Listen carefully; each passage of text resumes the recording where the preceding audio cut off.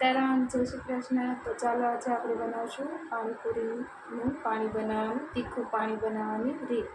તો એની માટે આપણે લઈશું કોથમીર, પુદીનો, લીલા મરચાં, લીંબુ, આદુ અને આ છે પાણીપુરીનો મસાલો.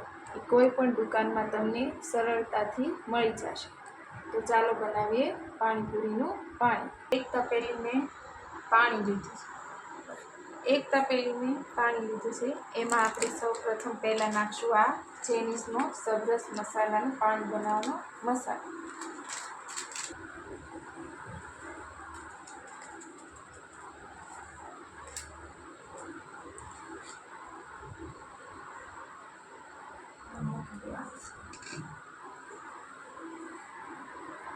પહેલાં લઈશું પુદીનાના પાન.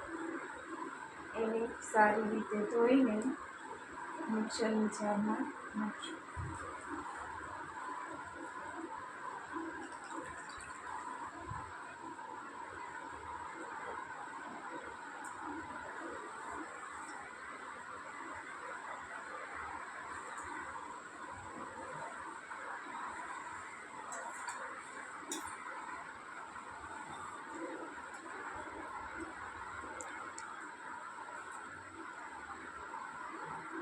એક વાટકી પુદીનાના પાન,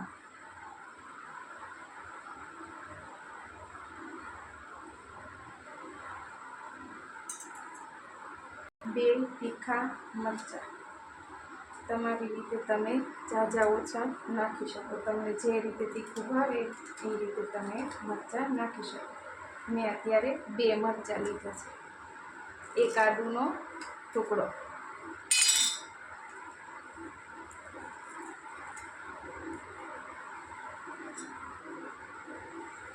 જેટલા પુદીનાના પાન હોય એની કરતાં ઝાઝા લીલા ધાણા લઈશું.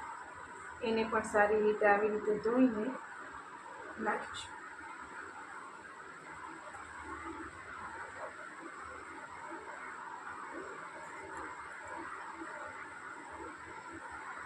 હવે મિક્સરમાં જે પહેલાં આપણે આ મસાલાનું પાણી પલાળ્યું હતું એ થોડુંક મસ્ત નાખશું. હવે સારી પેસ્ટ લઈ લઈશું.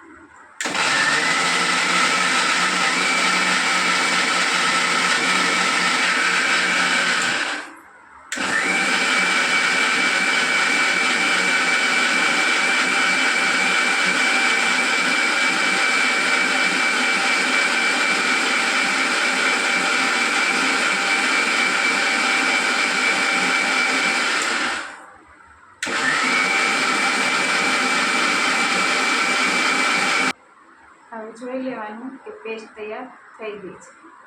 હવે નાખશું આ પાણી.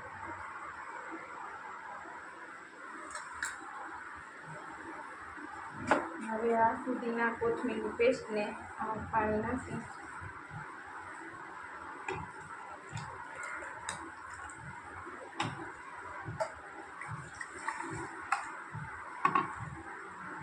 સારી રીતે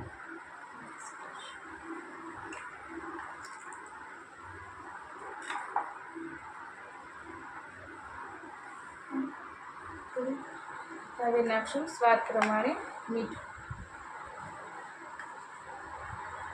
જેટલું પાણી હોય એ પ્રમાણના થોડું સંચળ પાવડર થોડું.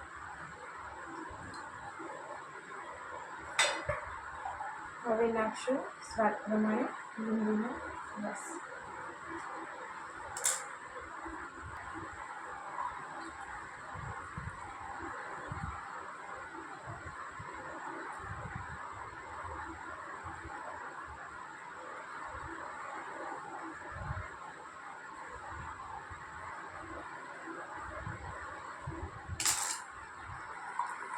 મેં આમાં એક લીંબુનો રસ નાખેલો છે. એક લીંબુ નહીં.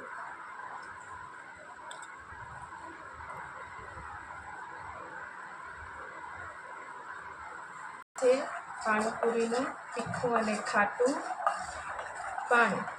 ખૂબ સરળતાથી અને સહેલી રીતે બની જાય છે પાણી. ઝાઝી વસ્તુનો ઉપયોગ કર્યા વગર સરસ પાણી બને.